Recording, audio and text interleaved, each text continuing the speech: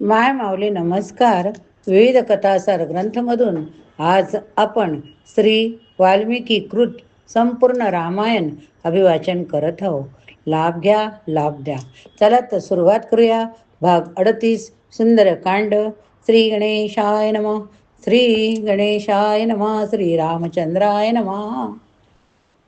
संपूर्ण नगरीत फिरून अशा प्रकारे आग पसरविल्यानंतर हनुमान आगीकडे बघत अत्यंतिक समाधानाने क्षणभर विसावला. नंतर तो महासागराच्या किनाऱ्यावर गेला. आपल्या शेपटीला लागलेली आग विझवली. रामाकडे परत जाण्याचा विचार करू लागला. लंकेला गिळंकृत करणाऱ्या आगीकडे पाहायला तो पुन्हा वळला. मरणाऱ्या राक्षसांच्या किंकाळ्या कानावर पडताच अचानक एका भयानक भीतीने त्याला घेरले. तो विचार करू लागला, लंकेला आग लावणारा मी मूर्ख किती. सीतामाई जळून गेले असतील तर काय. अमर्याद क्रोधाचा परिणाम पहा. सजीवांचा हा सर्वात मोठा दुर्गुण होय, जो त्यांना स्वैर वागायला भाग पाडतो. खरोखर क्रोधाच्या भरातील व्यक्ती काही बोलू किंवा करू शकते. क्रोधाच्या अंमलाखाली असलेली व्यक्ती स्वतःच्या गुरुचा वा आईवडिलांचाही वध करू शकते. महात्म्याचाही अपमान करू शकते. ज्याने आपल्या रागावर नियंत्रण मिळविले तोच मनुष्य म्हणण्यास पात्र. जर मी सीतामाईच्या मृत्यूला कारणीभूत झालो असेल तर मी माझ्या प्रभूच्या मृत्यूचे कारण ठरेल. पण प्रायश्चित्त म्हणून मला माझ्या जीवनाचा अंत करावा लागेल. वानराच्या मूढवृत्तीचा धिक्कार असो. जी रजगुण क्रोधातून निर्माण झालेली कृत्य करायला नव्हते. भावनेच्या भरात कितीही केलेली चांगली कृती नेहमीच अनिष्ट परिणाम देते. यावेळी कदाचित मी संपूर्ण समूहाचा विनाश घडून आणला असावा. जर सीतामाता मृत्यू झाली असेल तर श्रीराम लक्ष्मण अधिक काळ जगू शकणार नाहीत. मग एकामागून एक भरत, शत्रुघ्न, सुग्रीव आणि इतर बरेच जण आपल्या आयुष्याचा त्याग करतील. या महान व्यक्तींच्या आश्रयाशिवाय इतर सजीवांना हळूहळू जीवनात रस वाटेनासाच होईल. म्हणजे कदाचित कळत नकळत संपूर्ण विश्वाच्या विनाशासाठी कारणीभूत होईल. हनुमान अशा तऱ्हेने विलाप करीत होता तेव्हा अचानक त्याला अनेक शुभ शकुन दिसून आले. त्याने निष्कर्ष काढला, धर्मपरायण सीतामाईला काही झालेले क्षणी पोहोचलेली नसावी, म्हणून रामाच्या कृपेमुळे मी सुद्धा आगीपासून बचावलो. मग त्यांच्या प्राणप्रिय पत्नीबद्दल काय सांगावे. तिच्या चारित्र्याची निष्कलता तिचे रक्षण करण्यास पुरेशी. तिचे तपसामर्थ्य, सत्याप्रती निष्ठा, भगवान रामाप्रती तिचे समर्पण हे सर्व प्रत्यक्ष आगीपेक्षा जास्त प्रभावशाली. आतापर्यंत सिद्ध चारण इतर दैवी व्यक्ती हनुमानाच्या वीरतापुरतं साहसी कृत्याबद्दल त्याची प्रशंसा करीत होते. आता हनुमानाला आश्वस्त करण्यासाठी त्यांनी त्याला माहिती दिली की सीता सुरक्षित आहे. अत्यानंद होऊन सुटकेचा निश्वास टाकून हनुमान सीता राहत असलेल्या जागी धावला. तिला पाहून त्याच्या डोळ्यात आनंदाश्रू आले. सीतेने पुन्हा विनंती केली, प्रिय हनुमाना, कृपा करून अजून एक दिवस तरी येथे राहा ना. तुझ्या सानिध्यामुळे मला जाणणारे ह्या यातनापासून मला थोडा तरी दिलासा मिळतो. खरोखर तुझे पुनश्च येणे जेवढे अनिश्चित तेवढेच माझ्या तीव्र दुःखामुळे माझे जगणे अनिश्चित. राम, लक्ष्मण, वानर महासागर ओलांडून कसे येऊ शकतील हे मला सर्व कळत नाही. काही असो, तू त्यांना लवकरच येथे लवकर येऊन माझी सुटका करायची कळकळीने विनंती कर. कारण मला अशा परिस्थितीत अधिक काळ जिवंत राहू शकेन असे मला वाटत नाही. हनुमानाने सीतेचे सांत्वन करायचा प्रयत्न केला. तिची सुटका करण्याच्या रामाच्या क्षमतेबद्दल तिची खात्री पटवली. तिच्या निघण्याचा निश्चय करून हनुमान हर्षित पर्वतावर चढला. आपले लक्ष्य पूर्ण केल्यानंतर आता रामांना भेटण्याच्या उत्सुकतेपोटी त्याने आपल्या पावलांखाली पर्वता शिखराचे चूर्ण करण्यास सुरुवात केली. नंतर हनुमानाने जसा आपला आकार वाढविला तसा तो पर्वत कोसळू लागला. तेथे वास करणारे गंधर्व पशु भीतीने पळून जाऊ लागले. खरोखर जशी हनुमानाने प्रचंड उडी घेतली तसा 30 योजने उंच असलेला हा तो पर्वत कोसळून जमिनीच्या समपातळीवर आला. आकाशातून जात असताना हनुमानाने आदरभावाने मैनाक पर्वताला पुन्हा स्पर्श केला. शेवटी तो जेव्हा महेंद्र पर्वतापाशी आला तेव्हा आपली शेपटी हलवत आपल्या वानर मित्रांना भेटण्याच्या उत्सुकतेने तो अत्यानंदाने गर्जना करू लागला. किनाऱ्यावर वाट पाहत असलेल्या वानरांना जेव्हा हनुमानाच्या गर्जना ऐकू आल्या तेव्हा आपल्या वीरांच्या दर्शनासाठी ते उत्सुक झाले. जांबवान इतरांना म्हणाला, त्याची जोरदार गर्जना पाहता हनुमानाची मोहीम यशस्वी झाली असावी. वानरगर उत्तेजित होऊन झाडावरून त्या झाडावर, या झाडावरून त्या झाडावर, या पर्वत शिखरावरून त्या पर्वत शिखरावर आपली वस्त्रे फडकावीत उड्या मारू लागले. शेवटी हनुमान जेव्हा दृष्टीपथात आला तेव्हा महेंद्र पर्वतावर उतरत असणाऱ्या हनुमानासमोर ते हात जोडून उभे राहिले. सर्व वानर त्याच्या सभोवती गोळा झाले. वानराने आरोळ्या ठोकत ते त्याला फळे कंदफळे देऊ लागले. प्रथम हनुमानाने जांबवनासहित सर्व मोठ्यांना व राजपुत्र अंगदाला वंदन केले. त्याने त्यांच्या उत्कंठित प्रश्नाची उत्तरे दिली. त्यांना सीतेचा शोध लागण्याची माहिती दिली. सीता जिवंत आहे हे ऐकून वानर अत्यानंदित झाले. पुन्हा पुन्हा हनुमानाला आलिंगन देऊ लागले. त्यानंतर हनुमानाच्या शौर्याबद्दल, रामांवरील त्याच्या निष्ठेबद्दल अंगदाने हनुमानाची स्तुती केली. त्यांच्याशी बोलण्यासाठी तो स्थानपन्न झाला. त्यानंतर जांबवान पुढे आला. हनुमानाने त्याची लंकेपर्यंतची उडी, त्याच्या पाठोपाठ सीतेचा शोध याची संपूर्ण कथा सांगावी म्हणून त्याला आग्रह करू लागला. जशी वानरगणाने उत्सुकतेने त्याच्या भोवती गर्दी केली तशा हनुमानाने मनोमन माता सीतेला आदराने अभिवादन केले. त्याच्या लंका प्रवासाचा संपूर्ण तपशील, माता सीतेचा शोध, त्याने केलेल्या लंकेच्या विनाशाचा सर्व वृत्तांत वानरगणांना सांगितलं. शेवटी तो म्हणाला, भयानक राक्षसीच्या संतत छळाने कोमल सीता मातेला असह्य यातना सहन कराव्या लागत नाही. रावण जरी तिला आपले सर्वस्व देऊ इच्छितो तरी माता सीता त्याचा अव्हेर करते, कारण रामाशिवाय कुणालाही ती आपला नात म्हणून ओळखत नाही. सतत रामाचे स्मरण करण्यामुळेच ती जिवंत. तरी तिची लवकरच मुक्तता केली नाही तर ती निश्चितच खंगत जाईल, मृत्यू पावेल. म्हणून आपण ताबडतोब लंकेवर आक्रमण केले पाहिजे.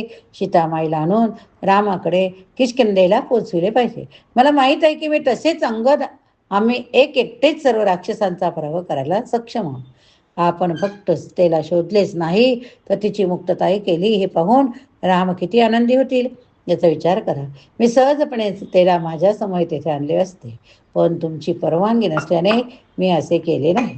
यावर अंगद म्हणाला, एकदा अश्विनी कुमाराविषयीच्या आदरापोटी ब्रह्मदेवाने त्यांच्या पुत्रांना मैद, द्वैविद यांना युद्धात कुणाकडूनही न मारले जाण्याचा वर दिला. या वरामुळे गर्विष्ठ वानराने देवांच्या संपूर्ण सैन्याचा पाडाव केला. जबरदस्तीने अमृत प्राशन केले. मला वाटते ते रावणाचा सहज पराभव करू शकतील. खरोखर ते येथे आपल्या समवेत आहेत. म्हणून माझे असेच मत आहे की आपण लंकेवर हल्ला करून सीतेची मुक्तता करावी, मगच रामाकडे परत जावे. जामवंत म्हणाला, हे राजपुत्रा, तुझ्या योजनेत छानपणा नाही. तू हे विसरलास. आपल्याला फक्त सीतेचा शोध घ्यायची आज्ञा देण्यात आली होती. तिची सुटका करण्यासाठी युद्ध करण्याची आज्ञा नव्हती बरं का. जरी आपण यात यशस्वी झालो तरी रामांना ते आवडणार नाही, कारण रावणाला मारून सीतेची मुक्तता करण्याची प्रतिज्ञा त्याने सर्व वानरासमोर केलेली आहे. अंगद, हनुमान, इतर वानरांना जांबवानाचा सल्ला पटला. अधिक उशीर न करता ते किष्किंधेला निघाले. वाटेत त्यांना सुग्रीवाच्या मालकीचे स्वर्गीय अरण्य मधुवन लागले. मदप्राशन करण्याच्या विलासेने त्यांनी थोडा वेळ तेथे थांबण्याची अंगदाला विनंती केली. त्या अरण्यात वानरगण मनसोक्त कंदमुळे, फळे खाण्यात, मध पिण्यात मग्न झाले. थोड्याच वेळात ते सर्व मदमस्त झाले. हसत नाचत गाते काही उच्छृंखलपणे विहार करू लागले की तो सुंदर बाग उजाड व्हायला लागला.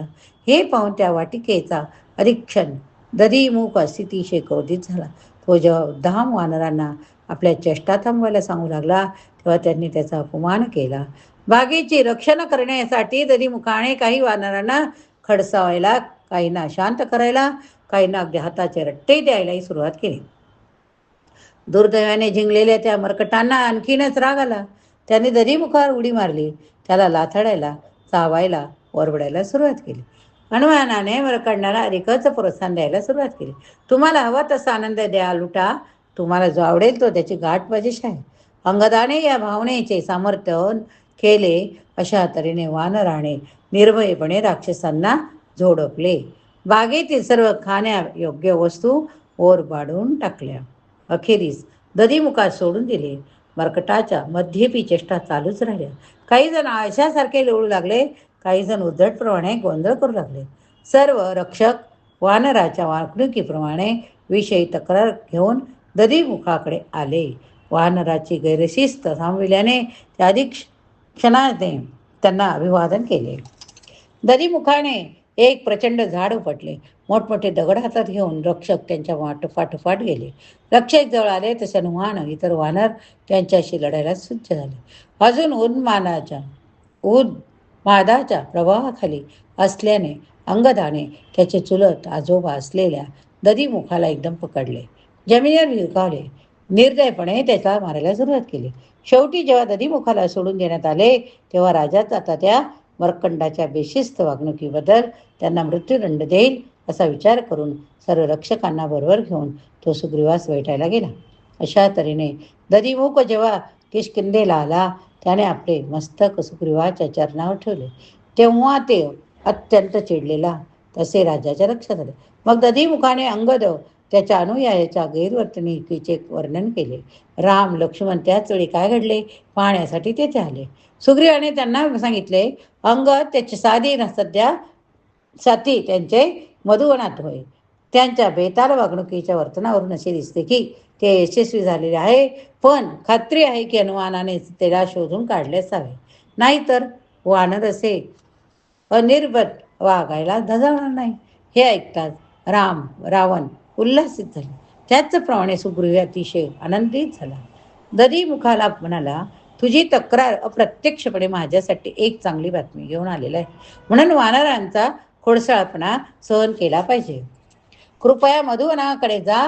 अंगद व इतर वानरांना सांग की मला त्यांना ताबडतोब भेटायचे. ही आज्ञा शिरोधार्य मानून दधीमुख आकाशात उडाला. जेव्हा तो मधुवनात आला तेव्हा दधीमुखाने पाहिले की वानर सौम्य झालेले आणि आपल्या शरीरातून मूत्राद्वारे मध बाहेर पडित आहे. दधीमुख मग अंगदाकडे येऊन गोड शब्दात म्हणाला, तुम्हाला तुमच्या अनुयायांना बागेचा आनंद लुटण्याची माहिती मनाई केल्याबद्दल मला क्षमा करा. हे राजकुमार, तुमचे काका तुमच्या आगमनाच्या वर्तीने अतिशय हर्षित झाले.